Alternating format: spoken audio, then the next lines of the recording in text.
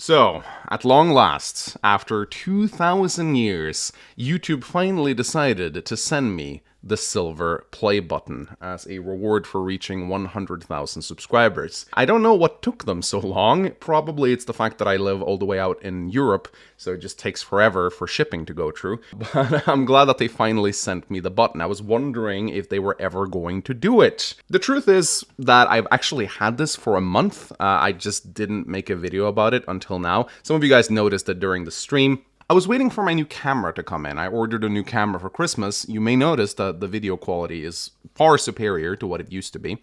But I was also waiting for this damn illness to fade. You may hear in my voice that I'm still kind of sick. I've been sick for the past 2 weeks and it just won't let up. I was like a coughing, sneezing mess during Christmas Eve. So I'm certainly much better, but it still hasn't completely let go. But I decided that I wanted this first video of 2023 to be just me showing you the play button and talking a little bit about the channel in general, you know, what I've gone through in the past years, what I plan to do with the channel moving forward, how things are going with me, bit of a personal video. I haven't done these in ages, so I figured it was time. And with this brand new camera, you know, there's no better time than right now to make it. Now, before I get into all the details of the video, I'll throw some timestamps into the description if you just want to look at certain topics, if you don't want to watch the whole thing.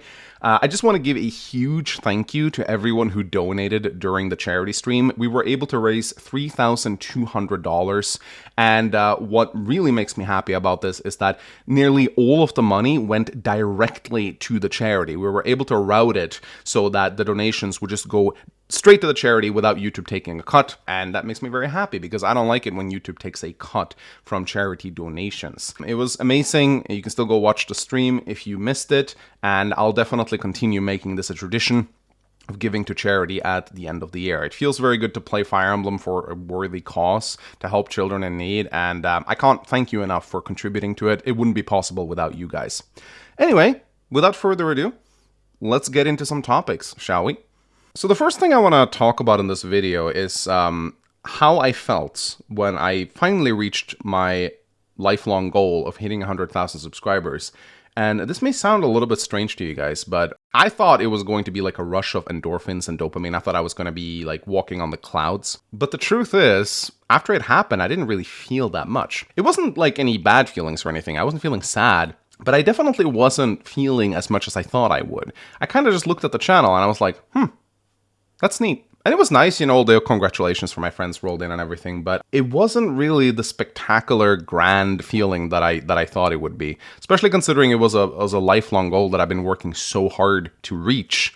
But I think one of the reasons why I didn't feel that much is because my perspective on YouTube and what it means to me has changed. There was a time when I used to do everything I could to grow the channel. I would nerd analytics. I would research how to make videos go viral. I was obsessed with being the best, with having the biggest channel in my sphere. I just wanted to beat everyone else. I was very competitive. And that is a good mindset to have for growth, for sure. If you're not competitive, then you're going to be left behind. But over the past year or two, I've kind of reevaluated what is important to me. And I've kind of reached this point where I'm just grateful for what I have. I don't necessarily have the desire to get more. This is something that a lot of people are talking about on YouTube, and that's this desire for infinite growth. You know, you reach 100K. Okay, cool. Now you try to get 200K. Okay, you reach 200K. Now you try to reach 300K. And it never stops. You want to see the arrow go up and up and up and up. This is the reason why millionaires and billionaires are never satisfied with the money that they have. They always have a need to get more. And I feel like I don't really have that craving anymore. I am just happy and content with what I've built and what I have right now. And if the channel stays this way, and I'm able to make a decent living off it, then I am absolutely content. I don't have a desire to hit 200K or 300K, 400K, 500K. And some people may call that complacency, like, oh, you're just lazy, you don't feel the need to work as hard anymore. No, that's not it. I still find a lot of enjoyment in making videos, and especially making long-form, high-quality videos. I still find a lot of fulfillment in that. It's kind of like craft, you know, you appreciate the process of making something beautiful. But I just don't have that desire for this arrow to go up anymore. I'm happy with where I'm at. I'm just grateful for the people who are here with me, who watches my videos, who enables me to do what I do on a daily basis. I enjoy the current video that I'm making, but I don't have like 10 projects in my head anymore like I used to. I'm not constantly nerding over how I can get the most out of everything I do. I don't sit and like compare my channel on Social Blade to other YouTubers anymore. Worst habit you can ever do, by the way. Never do that, even though it is kind of fun. So I feel like I've hit a point where I'm just kind of like in a state of tranquility. You know, I'm not really feeling all these like insane sensations that I used to. I remember when I hit 50,000 subscribers, I was euphoric for a week, you know, just walking on clouds, just being so incredibly happy that my channel had grown to that point. And it felt nice, but I think that when you're in that state of mind, your mood kind of goes up and down like a yo-yo, you know, like you were constantly craving the next high. Oh, now you hit 100K. Well, now you got to work towards 200K to feel as good as you did. And I've kind of accepted that I'm probably never going to feel that way again, and I'm okay with that. I'm just happy and content doing what I want. And I really mean it when I say this, guys. It is a much better state of mind to have as a content creator. Maybe it does make me less competitive. I'm okay with that. But I also think, generally speaking, it's much better for my mental health. And I think there are many YouTubers who could probably benefit from trying to view things from this perspective. Not saying I figured it out or anything, obviously, but I am definitely a lot more happy with myself now than I used to be. So with that being talked about, I think a good topic to segue into next would be an update on my mental health and my therapy. If you've been following this channel for some time, you will know that I've gone to therapy for 2 years now. And the reason why I went to therapy was to tackle a bunch of pretty big problems that I had mentally in the time period between 2016, 2017, and 2020, when my channel was growing at its most rapid. I was pretty much just fixated on YouTube. Very little mattered to me aside from that. I was pretty much just living online, constantly checking analytics, always thinking about the next video project. I would spend 15 hours a day in front of the computer, editing, working, doing other YouTube related stuff. And it was not a good way to live my life. It made my mental health deteriorate very rapidly. And I would say around 2016, 2017, I started picking up a very bad habit that I think is maybe the worst thing you can do as a content creator. And that is that I started to drink alcohol while editing to help me relax. It started off very simple, you know, just a glass of wine next to my desk while I was editing to help soothe my nerves and make me focus. That's what I told myself at any rate. And very quickly it spiraled into 2 glasses of wine and then maybe a bottle of wine. And then what I would do is I would be drunk a lot. And I would go onto social media, I would post my thoughts unfiltered. I didn't care about what I said because I was drunk. You know, I prided myself on being, you know, a guy without a filter. I thought everyone else were cowards for not speaking their mind. But the truth is, as a content creator, you should think about everything you say, especially when you have a big following. If you're reckless with your words, it's going to come back to bite you. And this incredibly damaging combination of alcohol, social media, and having a big following, it just led my mental health to just deteriorate. And I didn't realize how bad it was until I actually started going to therapy, and my therapist started to dig into some of the issues. And I realized that, my goodness, I have a lot of things that I need to clear up. As a result, I don't really drink anymore. Alcohol is just not good for me. I stay away from it. And it's the same thing with social media. I just don't have social media anymore. I have like a private Discord channel with my close friends. And I use like Facebook Messenger to talk to my mom. But that's pretty much the extent of my social media use. I don't really browse Twitter anymore. I don't browse Reddit, Instagram, any of those social media sites. For me, they are just pure poison. They don't do me any good. And my life is frankly better without them. So to this day, I still go to therapy, not as much as I used to. I use an online therapist now, an app called Talkspace. I can really recommend it. It's a little expensive, but it puts you in touch with a therapist over your phone. You get like a few video sessions per week, and you can talk to them via text as much as you like. And it's been very helpful for me, and I'm probably going to keep going for a little while longer. I cannot express just how different my mental state is now compared to just 2 years ago. You know, I don't wake up several times a night like I used to. I actually sleep through the night. And in my daily life, I feel calm. I don't have this like stress hanging over me that I used to. And it is such an improvement, and I feel so much better now.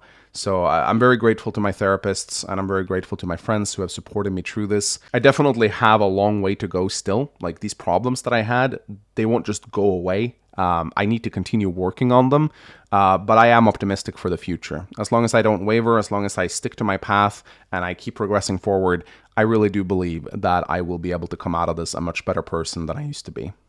One person that I definitely have to thank in this video for making it this far is my girlfriend, Bethany.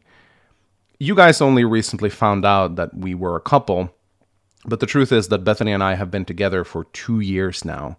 I met her when I was at my lowest mentally, and I really do feel like she came into my life for a reason. Bethany is the kindest, the nicest, the purest, and just the most empathetic girl that I've ever met. And I feel so incredibly blessed to have her in my life. This is going to sound incredibly sad, but even though I've been in many relationships, I've never really had the experience of my partner taking care of me and supporting me. In almost every relationship that I've been in, I have always been the guy who has had to look out for my girl. I have never received that much support back. But Bethany is the kind of woman who she looks after you. She checks up on you. You know, when she was here in Norway, and she's been here many times at this point, I was working, and suddenly I just hear her cleaning my kitchen while singing. And she's just walking around my kitchen just cleaning it. And then she brings me like a Pepsi. She puts it on my stand. She gives me a kiss on the cheek and she goes back. And I'm just sitting there going, man, I've never really had that before. It feels like such a small thing, you know? Girlfriend cleaning my kitchen. I know it's a bit of a meme. Ha ha ha. But as a guy, to be able to sit there and work and have your girlfriend just quietly support you and be there for you, I can't describe how that makes me feel. And I'm getting a little emotional now talking about it, but she has been so helpful to me, and I really cannot express how grateful I am to have her in my life. You know, I've always had the mentality that you should always try your best to fix your own problems. You shouldn't rely on other people. But I'm telling you guys, having another person there with you on your journey, someone who supports you, someone who just genuinely wants the best for you, it makes a world of difference. And I don't know if I would be where I am today without Bethany. So thank you, Bethany, for everything you do. I am so grateful to have met you. Okay, so now that we've gotten the emotional part of the video out of the way, next up, I want to talk a little bit about the year of 2022, how it was for the channel, and, just look back on it a little bit. I will say that in the past year or so, this channel has changed quite a bit from what it used to be. I used to be predominantly a Fire Emblem channel, and that was like 90 to 95% of my content. But now I have actually become sort of like a 50-50 Fire Emblem Advanced Wars YouTuber. With the announcement of the reboot camp, Advanced Wars content just became so prevalent in the YouTube algorithm. It's just on fire, and it turns out that there's a pretty huge Advanced Wars community who really wants to see that reboot come out. Of course, they delayed it due to the issues of the world. I can't really speak about it without being demonetized, so I'm not going to, but you guys know what I'm talking about. And to this day, they still haven't given us any indication whether or not they plan to release the reboot camp, which is frustrating, but I do think they will release it at some point. Maybe I'm inhaling copium, but I really do think they will. But with this change came a big change on the channel. Like, I started doing a lot more Advanced Wars content, and in fact, now I would actually say that Advanced Wars is more popular on my channel than Fire Emblem. It gets more views. It has a bigger following. I did a poll on my channel a little while back and asked my audience whether or not they preferred Fire Emblem or Advanced Wars, and Fire Emblem actually won out. However, polling isn't always the best way to interact with your audience because not everyone responds to polls. So while that poll certainly showed a bigger percentage of people wanting Fire Emblem content, the views tell another story. My Advanced Wars videos perform far better than my Fire Emblem videos at this point, and I actually think that once the reboot camp eventually comes out, Advanced Wars might just become the focal point of my channel. That doesn't mean I'll never play Fire Emblem again. Fire Emblem will always have a place on the channel, but I do believe that I will become more invested in Advanced Wars once the reboot camp comes out. Yeah, so that was an interesting change in 2022, and I'm kind of surprised to see that even though we've heard nothing about the reboot camp for such a long time, the interest for Advanced Wars has not waned at all. In fact, I feel like it's only increased. I feel like the Advanced Wars community got a hunger for the game again, and it's kind of been revitalized. And now people are just playing it a lot. And I think that's a great thing because, again, I've loved Advance Wars for over 15 years. I think it's one of the best games ever made, and I'm very happy that I'm able to cover it on the channel. Very grateful to have gotten into the competitive community and actually gotten in touch with so many pro players. And, it's an endless source of content, of games to cast. That's one of the great things about covering a competitive video game is that you kind of never run out of content because these grandmasters just keep putting out these amazing games. So that is very, very good for me as a YouTuber, and I'm very happy about this change. I know that there is a portion of my fan base who is just here for Fire Emblem and they don't care about Advanced Wars, and I know it's the same thing on the other end of the scale. I know there's a bunch of people who just want Advanced Wars and they don't care about Fire Emblem. I hope that slowly but surely I'm able to bridge the gap between my audience and lure more people over on the other side, but I know that there's going to be a subsection of my community who just will never do that no matter how hard I try. And that's fine. I think it's a good thing for my channel to have kind of like a dual focus. It keeps things fresh. It keeps me from getting burned out in either category. And I think it's just a generally good thing for my channel moving forward to just try and balance the two. Now, one thing that I definitely know a lot of people will point out is the lack of Let's Play content on my channel in 2022. I started out as a Let's Player. It was the bread and butter of my channel. I have thousands of Let's Play videos on my channel. And in 2022, I've definitely scaled that down a lot. It's not that I don't enjoy doing Let's Plays anymore, but I've noticed that YouTube just favors Let's Play content less and less. Now, I don't know if it's YouTube and its algorithms and its hidden little mechanics that are to blame for this, or if it's just the audience that are just not interested in Let's Play content anymore. But I've definitely noticed a bit of a trend that whenever I'm doing a Let's Play, the channel just doesn't seem to grow. But when I am putting out other kinds of contents like Advance Wars replay commentaries, long-form edited content, streams, and stream recaps, that tends to grow the channel very exponentially. And now, I know I just talked about how you shouldn't just focus on growth, but that doesn't mean that I don't pay attention to what works and what doesn't work. Sure, I'm not fixated on the channel reaching 200k subscribers, and I'm no longer, working day and night to make that happen. But as a YouTuber, I'm always on the lookout for what my audience likes and what they don't like. Now, I know that many YouTubers tend to ask their audience for advice, but this is kind of a fruitless endeavor when it comes to YouTube, because the truth is that only about 10% of your audience will actually be vocal with you. You have about a very silent majority of your channel who are just lurkers. They just watch your videos. They never interact or engage with you in any way. They don't even leave likes. They don't leave comments. They just watch your videos and don't say anything.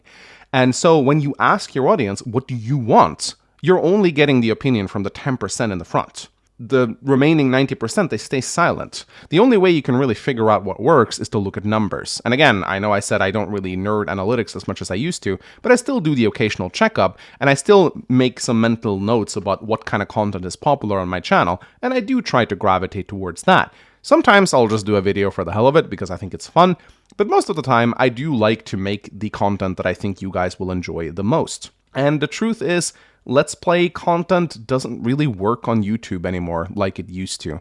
I still think Let's Plays can work if you do them of newer games and if you do them well, but just the traditional style of sitting down and playing an older Fire Emblem game, part 1 of Let's Play Fire Emblem 7 Hector Hard Mode, it just doesn't really attract the eyeballs that it used to. As I said, I don't know if it's YouTube's algorithms that have changed or if it's the audience that have changed, but people just generally don't seem to have the patience to watch that kind of content anymore. And I do think that's sad because I know there are a lot of you guys sitting here right now going, but I miss your Let's Plays. I love your Let's Plays. I used to have your Let's Plays on the background.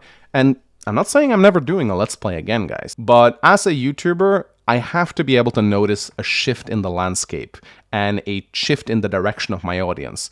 If you don't pay attention to what your audience wants as a YouTuber, you can very quickly end up with a channel that just grows stagnant and one that eventually starts dying. And no YouTuber wants that. I mean, not being fixated on endless growth is one thing, but every YouTuber should take care to not get a stagnant and dead channel. There's nothing worse than that. And so I don't really see myself fixating on Let's Plays anymore going forward. There definitely will be some, but it's no longer going to be the bread and butter of my channel. I just don't see a future for YouTube Let's Play channels.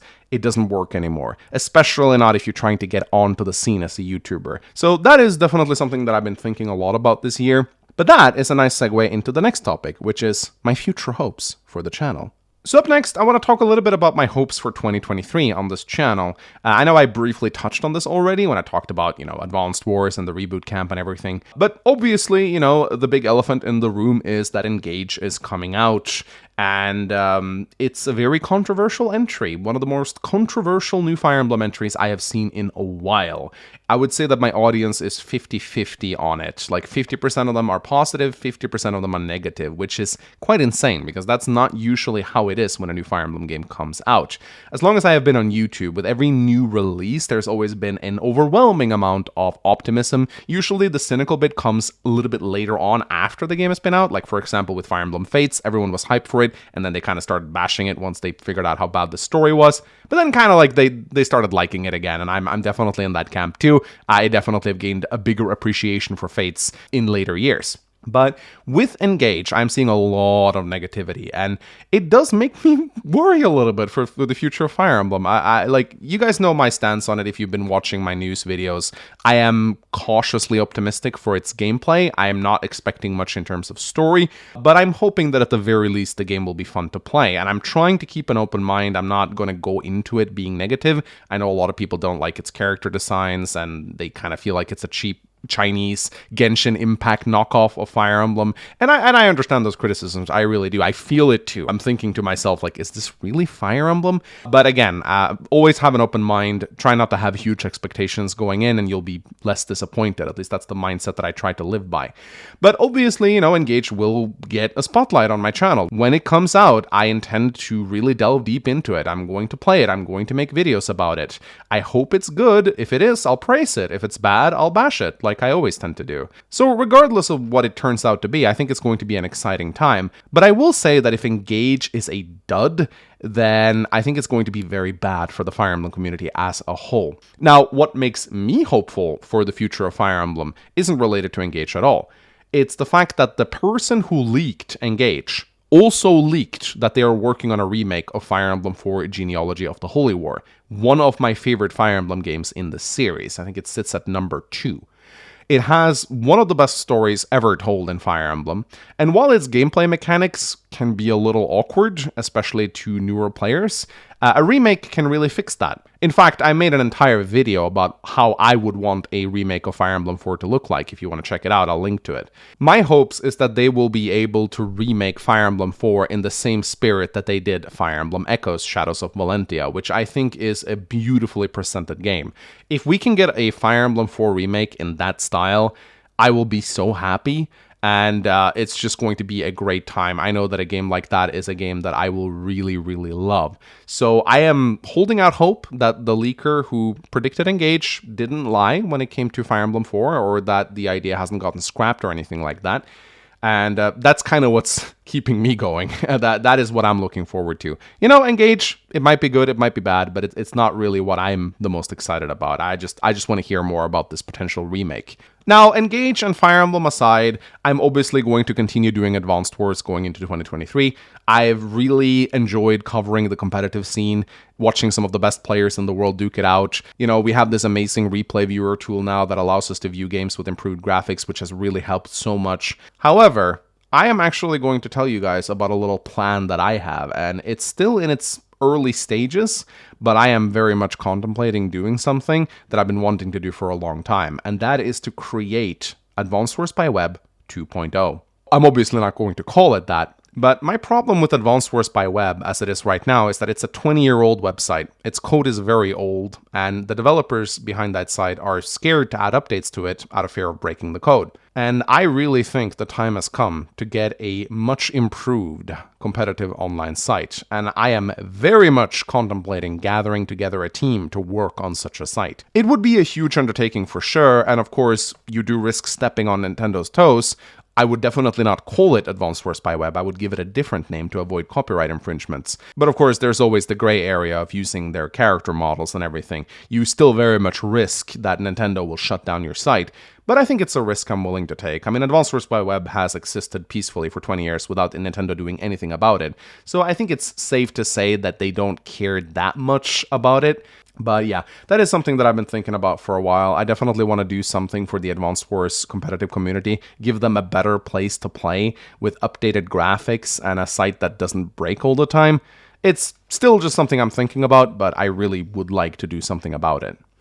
Aside from that, I'm going to keep doing the same things that I know you guys love. I'm still going to do my streams. I'm still going to try my best to come up with creative ideas. You know, obviously I've been doing the Fire Emblem, but chat creates my units for the past year, and it's been a lot of fun. Very proud of that concept, and I'm very happy with it. And I definitely will keep up the trend of trying to make stuff that you guys can interact with. That has always been a goal of mine whenever I stream. I want my chat to be able to impact what I do in some way. I used to do a lot of Ironmans. I don't really do that many Ironmans anymore because it's not really interactive. A concept like Fire Emblem, but chat creates my units, is definitely a lot better, I think, for audience engagements. I really love it when you guys can create characters and put them into my game. I think that is like peak Fire Emblem. That is what I love to do, and I'm definitely going to continue to try and find new avenues to do that. There's been great strides made to the hacking of Fire Emblem Awakening and Fates lately, and people have also been able to start hacking Path of Radiance and Radiant Dawn.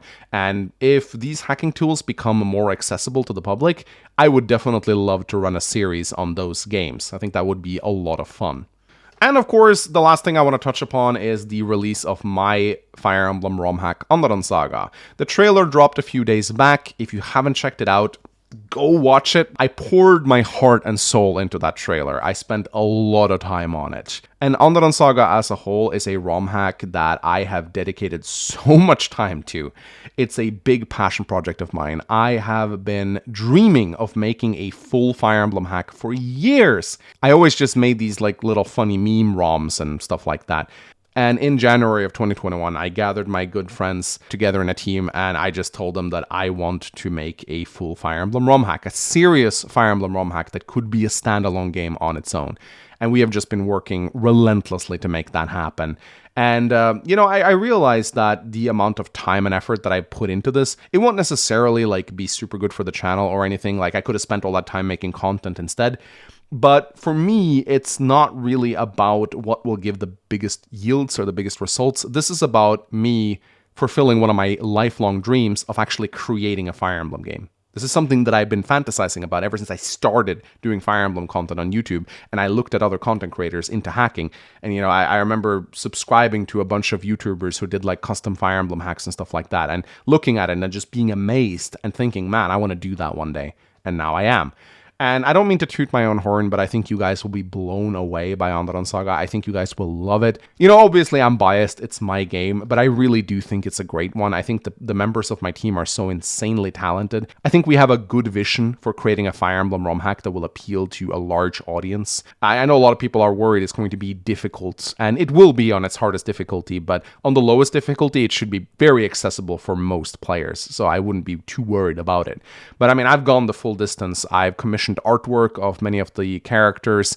I have 2 people making custom music for the hack. I have a bunch of people working on custom assets. We have unique animations that you won't see anywhere else in any other ROM hack. And the hack itself is 31 chapters long. I mean, it is huge. And that's not even counting the 11 story guidance that just allows you to walk around like in the base of the Tellius games, just talking to your characters, which is something that I'm also very proud of. I'm so excited to see you guys play the hack. I think you're going to love it. And I'm even going to go as far as to print out some physical cartridges of Andaron Saga. You can actually do that. There are tools to make cartridges, and I will give them away to some of my fans. I obviously can't sell them because it's Nintendo's IP, and I don't want to get into legal trouble, but I can give them away. If you're lucky, I guess, maybe you'll end up with a copy of Andaron Saga on your shelf. I think it would be a nice collector's item. Now, one thing that I want to touch upon with the release of Andaron Saga is that I probably will be launching a Discord server for it. But it won't be run by me. It's going to be run by my friends. I probably won't even be in it. I've already told you guys why I don't want social media back in my life, and managing a Discord server, especially a public one, isn't really something that I want to do. And I know that a lot of people will join the server thinking it's a server for my community, and they'll be like, yeah, finally we get a community to hang out in. But that's not what I want that server to be. I want it to be predominantly an Andaron Saga Discord server. I know obviously a lot of my fans will be in it. I won't be in it. So please don't see it as like a reboot of Fort Mangs. That's not my intention. It's just to have a community for people who like Andaron Saga to share their experiences. People who come into that server not wanting to discuss Andaron Saga will probably just be shown the door. It's just going to be that simple. Now, I haven't decided if I'm going to launch this server yet. I'm thinking about it. I'd like to hear your thoughts about it in the comment section, actually. You know, should we have one for Andaron Saga, or should I just not have one created? Either way, I'm not going to be in it, so don't expect it to be run by me, but it's just something that I'm thinking about. Anyway, I am super hyped for Andaron Saga. I hope you guys are as well. I can't wait for it to come out on the 8th of June. So now we're kind of reaching the end of this video, and I just want to finish it off by talking a little bit about my personal goals for the new year. I know this is a bit of a meme, people like doing this, but I do think it's a healthy thing to set yourself some goals and talk about what you wish to accomplish in this new year. Now, I do actually have faith that the year 2023 will be better than the year that came before it. I know this is a statement that can end up aging like fine milk, but I do think that we've kind of been stuck in a bit of a dark period over the past 2 or 3 years or so. Things just haven't been looking very good for the world, and I do have faith that things will start to improve. For me personally, I plan to just keep up my good habits. I want to keep going to therapy, and then I want to keep lifting weights and taking care of my body, diet properly and stuff like that. And I also want to continue spending time with my loved ones, especially my family. I'm sure many of you heard the news, but my mom, she got some heart complications and she had to go in for surgery, and it was very scary. And the surgery went well, but we still don't know if it's going to be successful or not. Only time will tell. She's still on heart meds. And that kind of put things in perspective for me. You know, it's weird to be confronted with the mortality of your family members when it starts to really hit you that they're not going to be around forever. So yeah, those are the goals I have. Just spend more time with my family and my friends, keep working on my mental health, and just keep on with the healthy habits. And I hope that many of you guys have similar goals as well, that you plan to improve yourself, that you plan to do things that are productive. Don't fall into despair. Don't think that things are hopeless and that they're never going to get better. Things will always get better. This is something my brother told me many years ago. He said, you know, no matter how dark things are, they always tend to get better. And those words really stuck with me. And I lived with those words in my mind ever since. So definitely keep that in mind. Anyway, ladies and gentlemen, this has been a pretty long video. Thank you for listening to me ramble on. I feel like it's been a while since I did a video like this. I hope you found it entertaining. Before we end this video, I just want to extend a sort of like a gratitude to the friends in my life who have stuck by my side and they continue to support me. You know, the Andaron Saga development team, everyone who participated in the charity stream, you know, my good friend Pansegraf, who does live streams with me occasionally, and everyone else who I continue to talk to on a regular basis. I really appreciate all of you. You make my life so much better and so much richer, and I'm so grateful that I can do something that I'm passionate about as a living. So I cannot begin to express how grateful I am to you guys. Thank you so much for sticking with me. Here's to a great year of 2023. I hope it's going to be a good one. Thank you so much for watching. My name is Mangs, and I'll see you next time.